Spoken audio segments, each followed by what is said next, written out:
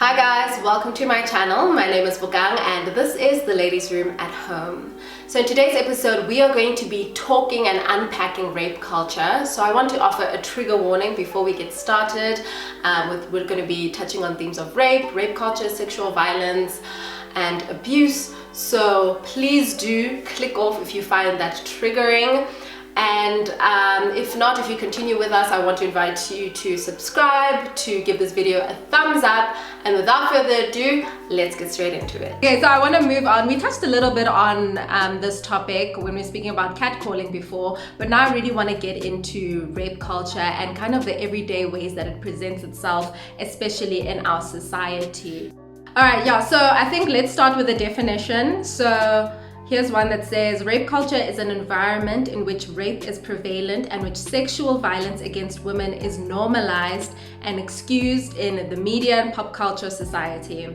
Rape culture is perpetuated through the use of misogynistic language, the objectification of women's bodies, and the glamorization of sexual violence, thereby creating a society that disregards women's rights and safety. So like you had said, Lulama, I think it's important for us to have that definition, but also to really speak about the different ways in which rape culture presents itself in our everyday lives, because a lot of people don't actually realize that they are participating or perpetuating this culture in our society. So ladies, do you have any examples that you can put forth to the group of what rape culture looks like or has looked like in your experience? Well, like I was saying before, I think it's important to acknowledge your part in it. And obviously it's like you feel like it's shameful and whatnot, but I think it's also important to learn and unlearn like problematic behavior, because you kind of grow up in this society that already is doing all these things, and then you think you're also doing the right thing, or it's just a joke, you know? Like I remember a lot in high school especially would be like, yo, that exam raped me, or that test raped me, like, you know? And it was us expressing how terrible it was and how much like you failed or whatever, but using that word, we didn't realize how strong that word is and the implications of it, and like, you know, just how much we could even be triggering the next person.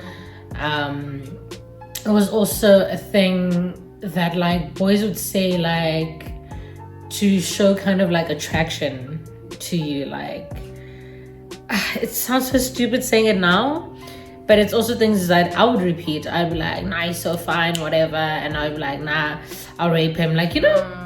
It sounds terrible coming out of my mouth now, but like as a child you don't see anything wrong with that, and you listen to music that kind of also perpetuates that. Yeah. And then you go back and it's like, why would I say that? Why did I think that was okay? Like, it's obvious now as an adult that it's not okay, and it's something that we should all kind of start telling children from the beginning that it's not okay, even if it's a joke. Yeah. Because I think we approach things a lot like a joke, but some things you don't joke about, and it's not okay. So yeah, I think kind of where this generation is going with the zero tolerance of like using language like that and being aware is really good. So that you're not like the Lulamas out there who learned at 21, 22 that it's not okay. Yeah. Malaika? For me, I'm just thinking of movies, which played a big role, because I don't know about y'all, but I always wanted me a bad boy who we could kind of change into being the good guy. Like you'd be the exception. So obviously a lot of the movies out there and a lot of content out there shows this guy, but the way he treats this woman, and I've watched some shows now where the way this guy's actually treating this woman is actually quite like sketchy and very red flaggy, but because we've been conditioned to see that as like he's a bad boy, it's okay, he's just showing his affection, oh how passionate he is about you, which is like, that's actually not right. And I've also had some conversations with people who've spoken about how they experience rape culture, like I went to a show and this guy was talking about how he was had a group of friends when he was still in school, and he was just around these guys, and these guys were talking about how, yo, bruh, like, we were with this girl, yo, I smashed her, then my friend also wanted to smash her, but she was drunk, so we all smashed her. And at that time, and at that time, he was reciting a monologue, and he was saying that he was so confused at the time because he didn't understand, and this is obviously when we were in high school, he didn't understand what was actually happening, but deep down he knew something wasn't right. And that's the thing, a lot of us knew something is weird, but we don't know how to address it. We don't know how to say, actually, wait, did you just say you all had sex with this person who was pretty much unconscious?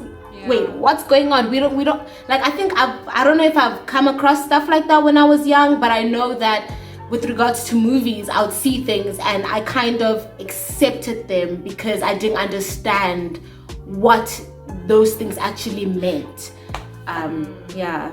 Also, it's because the blame is put on the woman most of the time. I know I've kept quiet about things, or I've kind of like taken the guilt for things that I wasn't in control of, like going out, getting drunk, and then getting with a guy. But then you wake up and it's like, I don't remember much.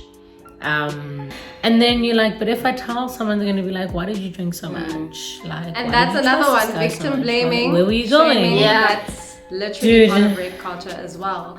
And I think it's one of the biggest parts of it. Yeah. I think like you guys both actually touched on points that I was also going to bring up. Firstly, with Lulama, and when you mentioned language, like even when Malaika, you're talking about smashing, it's so interesting because this was actually a discussion that I had with my dad, which was just also weird, but I was like, good, we need to have these conversations. But we were speaking about like how in society, and you know, specifically in South Africa, like the language when it comes to sex is so violent. And you know, for example, like in Sesotho, when guys talk about having sex with women, they'll be like, yo, what's about getting mutabotse? And mutabula something is to tear it, you know, or kiamohlaba. And to hlaba someone is to stab, you know. And they just feel like there isn't it isn't a sexual conquest, or you didn't do it properly if there isn't like some form of injury or like violence added to that, and you don't realize it. It's not consensual. Exactly, you don't realize it, but that's kind of the behaviors that allow you to now excuse you know, the bigger stuff as well. You know, you just think, oh, it's just talk, whatever, we're just smashing. Dude, that's why we're in such a it's also part of the reason why our society becomes so violent, because you become desensitized to it. We become so desensitized to it.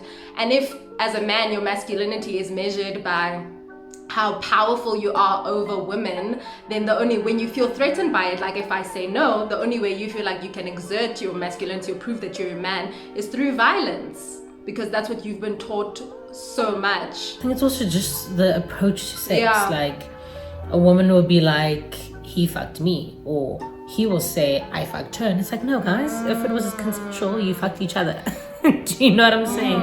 That's why I've been saying to people for exactly. I've been saying to people for years, like, you having sex with me or fucking me is not a file to like expose me. I wanted to, it was consensual, I was there with you, like, you know. And then men also want to use it against you to kind of like shame you, and it's like, but I thought we were having a good time. I don't know, they have a very weird relationship with sex. Like, they can use it against you, they can hold you like, you know, use it as a power because of it. And I don't know, if it's not consensual and we're not getting each other on that level, and it's like enjoyable on like for both of us like that, then but a lot of men see it like that, so you'll probably have a few partners here and there who feel that power over you because you had sex.